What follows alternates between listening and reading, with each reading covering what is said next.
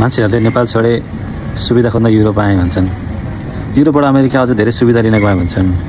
वास्तवमा सुविधा भनेको घरहरू, ठुला ठुला मलहरू, बसहरू, हस्पिटलको सुविधाहरू होइन।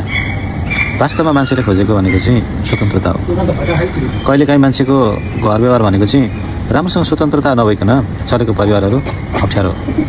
त्यस कारणले गर्दाखेरि जुन ठाउँमा स्वतन्त्रता छ, तपाईँ चाहे नेपालमा बसेको भए पनि, युरोपमा बसेको भए पनि, अमेरिकामा बसेको भए पनि, जहाँ बसेको भए पनि तपाईँले स्वतन्त्रता पाउनुभएको छ भने तपाईँलाई वास्तवमा मन परेको हो। मन पर्नुको मुख्य कारण भनेको चाहिँ हामीले नबुझेको हो। त्यही भएर तपाईँ कोही मान्छे नेपालमा खुसी छ, आनन्दित छ, किनकि ऊ त्यहीँ स्वतन्त्र छ।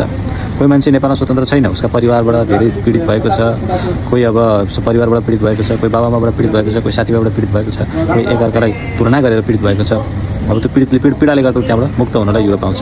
युरोपमा पनि कतिपय ठाउँमा त्यस्तो खालको पीडाबाट त मुक्त भयो, तर दिनैपछि काममा जानुपर्ने, बच्चाको स्कुलमा जानुपर्ने, बच्चाको हरेक कुरा टेक केयरमा आफू एक्लै गर्नुपर्ने, सबै कुराहरू सर्वाङ्ग विकासमा आफू एक्लै लाग्नुपर्ने बाध्यता, बच्चाहरू बिरामी हुँदा आफूले भोग्नु परेको समयहरू, पीडाहरू, अनि काम नहुँदाखेरिको तनावहरू, बिलहरू तिर्न नसक्दाको समस्याहरू, पीडाहरू, अनि कहिलेकाहीँ जीवनसाथीले धोका दिँदाखेरि, परस्त्री गमन गरेका, परपुरुष गमन गर्दाखेरिका मानसिक तनावहरू, मानसिक पीडाहरू, यी सबै कुराहरू अर्कै खालको फेरि त्यसले जन्जिरले बाँधिएको हुन्छ।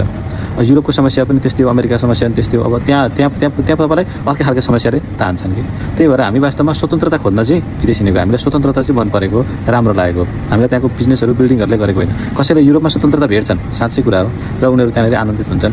कसैले यहाँ स्वतन्त्रता भेट्दैनन्, उनीहरू फेरि अर्कै ठाउँमा जान्छन्, अमेरिकामा जान्छन् अथवा कहाँ जान्छन्, आफ्नो ठाउँ खोज्छन्। त्यस कारणले गर्दाखेरि मैले बसेको ठाउँ राम्रो हो, प्रगति हो, उन्नति हो, यो त ओहो कति राम्रो हो भन्नु साँच्चै राम्रो कुरा होइन। नेपालमा बस्नु राम्रो हो, विदेश जान बेकार हुन्, यो पनि लजिक होइन। फेरि तपाईँहरूलाई ठिक छ, तपाईँहरू स्वतन्त्रता पाउनुभएको छ, तपाईँहरूले त्यहाँनिर अलिकति फ्रिडम पाउनुभएको छ आफ्नो ठाउँमा, आफ्नो काम गर्ने ठाउँमा, आफ्नो व्यवसायमा, आफ्नो एरियामा, आफ्नो तपाईँको जति स्पेस छ त्यसमा तपाईँ खुसी हुनुहुन्छ, ठिक छ। तर त्यहाँ स्वतन्त्रता नपाएका मान्छेहरूको फेरि महाविश्व छ, महादुःख छ, महाकाली लाग्दो छ, त्यहाँ पनि मान्छेले आत्महत्या गरिरहेका छन्।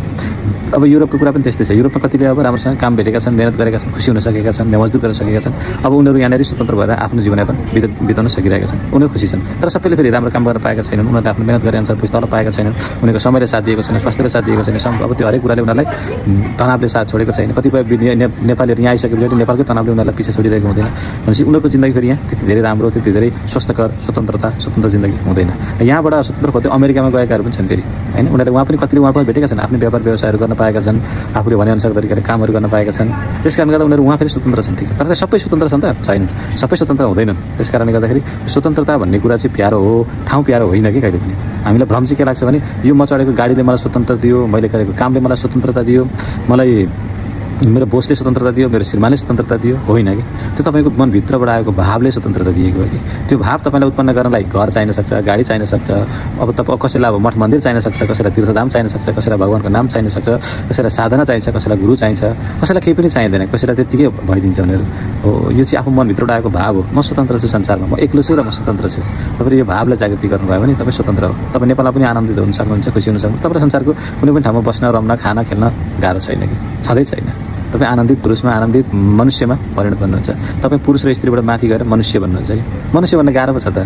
हामी कि पुरुष भन्छौँ कि स्त्री भन्छौँ, कि हामीले पुरुष गुणलाई अवलम्बन गरेका हुन्छौँ कि स्त्री गुणलाई अवलम्बन गरेका हुन्छौँ। हामी दुईटैलाई छोडेर मानवीय गुण अवलम्बन गरेर तपाईँ एक्लो भएर स्वतन्त्र हुनुपर्छ कि संसारमा, अनि मात्रै त्यो सम्भव छ। हस् त, धन्यवाद। बाँकी अर्को कुरामा मन पऱ्यो भने भिडियोहरू लाइक गरिदिनु होला, कमेन्ट गरिदिनु होला। नमस्कार। जय श्री हरि। यो मेरो गुरुको आशीर्वाद हो। जय श्री राम, जय जय।